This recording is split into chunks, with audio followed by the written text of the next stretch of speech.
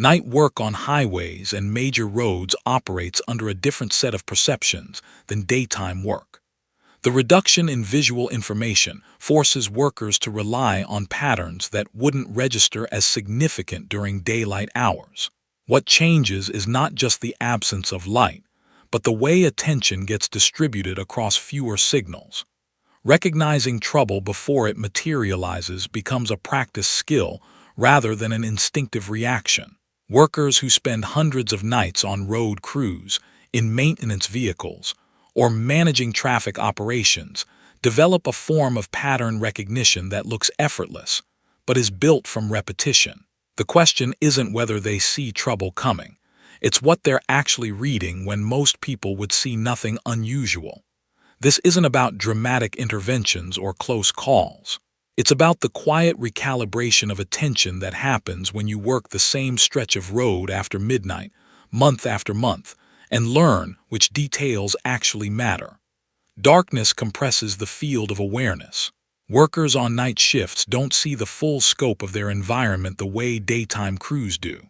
Instead, they operate within circles of artificial light, work lights, vehicle-mounted floods, headlamps. Beyond those circles, information arrives through indirect cues. The sound of an engine changing pitch, the flicker of distant brake lights, the absence of expected radio chatter. Traffic patterns at night follow predictable rhythms. Between 11 p.m. and 4 a.m., most highways see a dramatic drop in volume. The vehicles that do appear tend to fall into categories: long-haul truckers maintaining steady speeds, late-shift commuters who know the route, and a smaller percentage of drivers whose behavior is less predictable. Night workers learn to distinguish these categories quickly, not by looking directly at each vehicle, but by noting deviations from expected movement. Routine provides the baseline. Road crews set up work zones the same way each time, cones in specific intervals, advance warning signs at measured distances, vehicle positioning that blocks lanes predictably. This repetition isn't about efficiency alone. It creates a consistent environment where anything out of place becomes immediately noticeable. When a crew member parks a truck 5 feet farther forward than usual, others register it without conscious thought. Fatigue affects everyone, but night workers build routines that account for it. Coffee breaks happen at fixed intervals. Equipment checks follow a memorized sequence. Radio communication uses stripped-down phrases that convey information without requiring full attention. The goal isn't to eliminate fatigue. It's to structure work so that fatigue doesn't create gaps in awareness. Silence plays a larger role than most people expect. During daytime operations, constant background noise masks individual sounds. At night, a diesel engine downshifting a quarter-mile away is clearly audible. Tires crossing rumble strips produce a distinct pattern. Even the sound of wind changes when a large vehicle approaches at speed. Workers don't actively listen for these sounds, but their presence or absence registers automatically. Lighting creates its own logic. Workers position lights not just to illuminate their immediate work area, but to control what approaching drivers can see. Too much light causes glare and reduces visibility beyond the work zone. Too little light leaves the zone nearly invisible until drivers are dangerously close. The placement of lights is adjusted based on road geometry, typical approach speeds, and how far in advance drivers need to start reacting. Temperature matters more at night than during the day. Cold affects equipment reliability. Hydraulic systems stiffen, batteries lose capacity, electronic displays become sluggish. Workers check equipment differently in cold conditions, running systems longer before trusting them under load. Heat creates different problems. Asphalt stays soft longer, increasing the risk of tracking or rutting, and workers manage paving operations with tighter timing windows.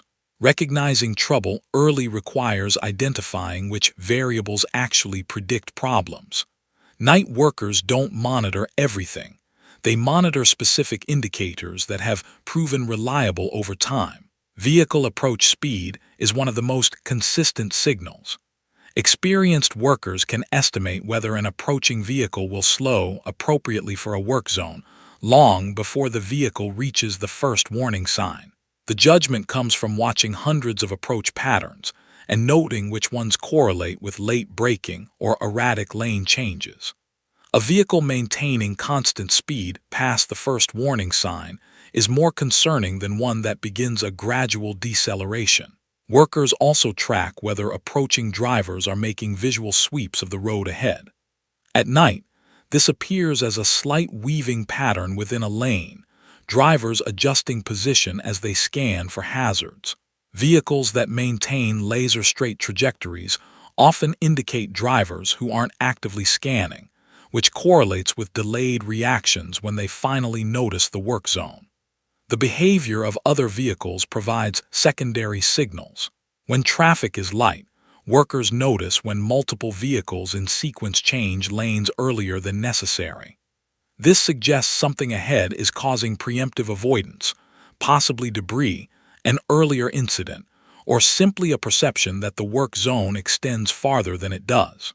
Workers use this pattern to check whether their signage is being read correctly or whether something unexpected has entered the work area. Equipment behavior also serves as an early indicator.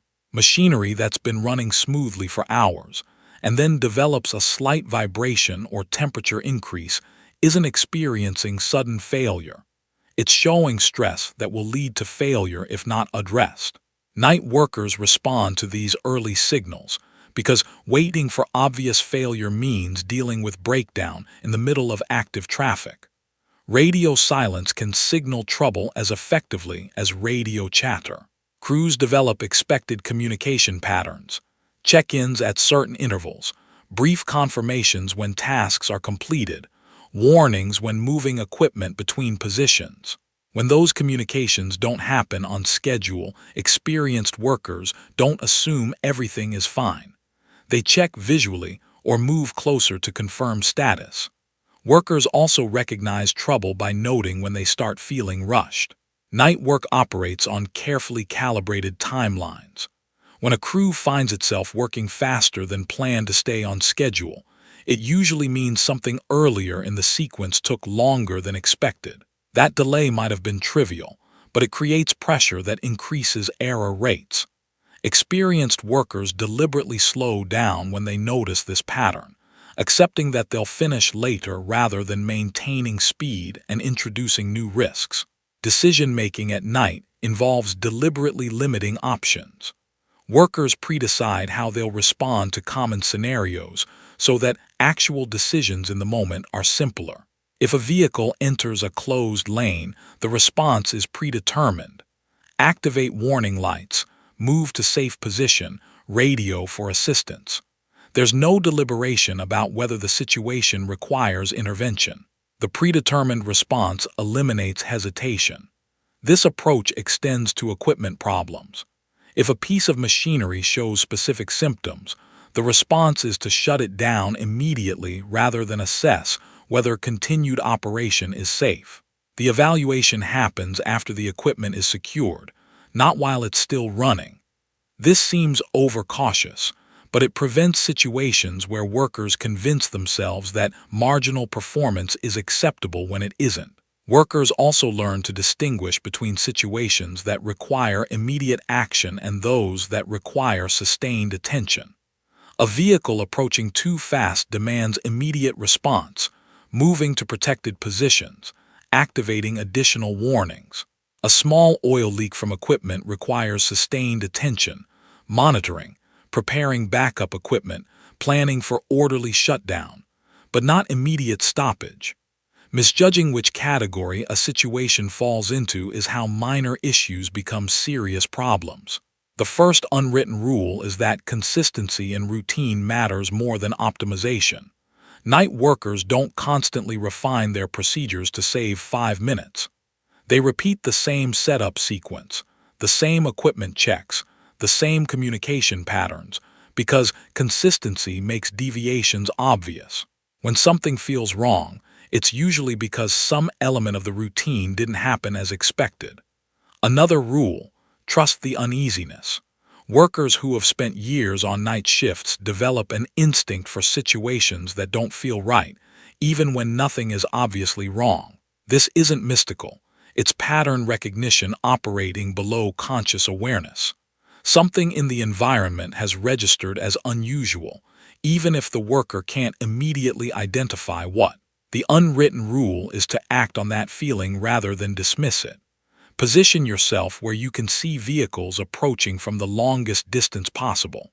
Night workers constantly adjust their position within the work zone to maximize sightlines. This isn't written in any safety manual as a specific requirement, but it's practiced universally because early recognition depends on having time to observe and interpret what you're seeing. Never assume a vehicle will behave predictably just because the previous 100 vehicles did. Each vehicle is evaluated independently. This rule prevents complacency during long stretches of routine traffic. The vehicle that eventually causes a problem is statistically rare, but it appears without warning among dozens of normal vehicles. Communicate changes immediately, even trivial ones. If a worker moves a piece of equipment, shifts a cone line, or adjusts lighting, that information is shared immediately. The rule exists because other crew members are building their own mental models of the work zone layout. When the actual layout differs from their model, their recognition of trouble becomes less reliable. Don't explain away anomalies. When something unusual appears, a vehicle stopped on the shoulder just beyond the work zone, a patch of debris in an unexpected location, an equipment reading that's slightly off, the default response is to investigate or monitor, not to generate explanations for why it's probably nothing. Most anomalies are indeed nothing, but the ones that aren't require early attention. Experienced workers teach newer workers by demonstration rather than explanation. Someone learning night work shadows experienced workers for weeks, watching how they position themselves, when they check equipment, how they read approaching traffic. The teaching happens through repetition, not through verbal instruction, because the patterns being taught are often below the level of conscious articulation. Another rule: maintain the same level of attention during slow periods as during busy ones. The instinct is to relax when traffic is light, but trouble is just as likely during low-volume periods. In fact, some problems are more likely. Drivers traveling at higher speeds because the road appears empty. Equipment operators taking risks they wouldn't take with more traffic present. Workers deliberately maintain routines during quiet periods to prevent attention drift. When these recognition patterns are followed consistently, the practical outcome is that serious problems become rare. Work zones operate for hundreds of hours without incidents, not because nothing goes wrong, but because potential problems are addressed while they're still minor. A vehicle approaching too fast is noticed early enough that workers move to protected positions before the vehicle enters the work zone. The driver may or may not slow appropriately, but the workers aren't relying on that outcome. They've already reduced their exposure. Equipment showing early signs of stress is taken offline before it fails. The consequence is planned downtime rather than emergency response. Work continues with backup equipment or modified procedures, and the overall schedule absorbs the delay without cascading problems. Communication patterns that flag unusual situations early mean that problems are addressed by the people best positioned to handle them. When a crew chief knows immediately that a piece of equipment is marginal, they can redeploy workers or call for replacement equipment before the situation becomes critical. Workers who recognize their own fatigue patterns before performance degrades take breaks that restore effectiveness, rather than breaks taken after errors have already occurred. The practical consequence is sustained performance over entire shifts, rather than declining performance as the night progresses. When routines are ignored or modified without adjusting the underlying logic, consequences accumulate gradually. A work zone set up with slight variations from standard practice still functions, but workers find themselves reacting to situations rather than anticipating them. The margin for error decreases incrementally.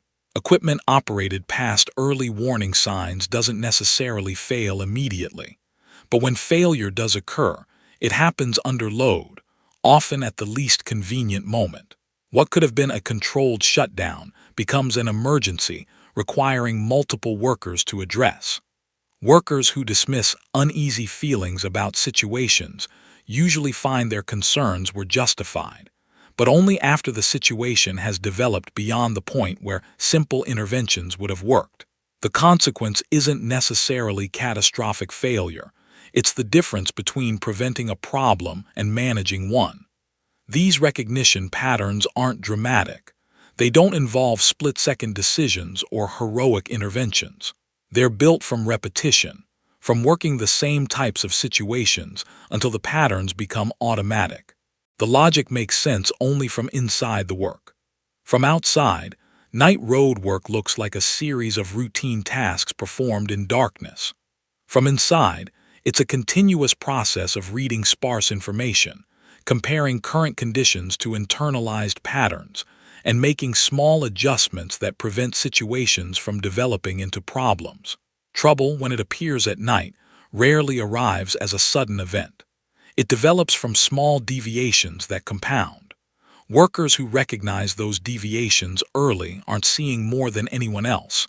They're knowing what to look at, and knowing what those observations mean within the specific context of night road work. The patterns persist because they work. They reduce uncertainty in an environment where information is limited, and consequences of misreading situations can be severe. They're passed from experienced workers to newer ones through demonstration and repetition, and they remain consistent across different regions and different types of night road work because the underlying logic remains the same. This is how attention operates when you work the same roads, at the same hours, following the same routines, over months and years. The work doesn't change much. What changes is the ability to recognize what matters before it becomes obvious.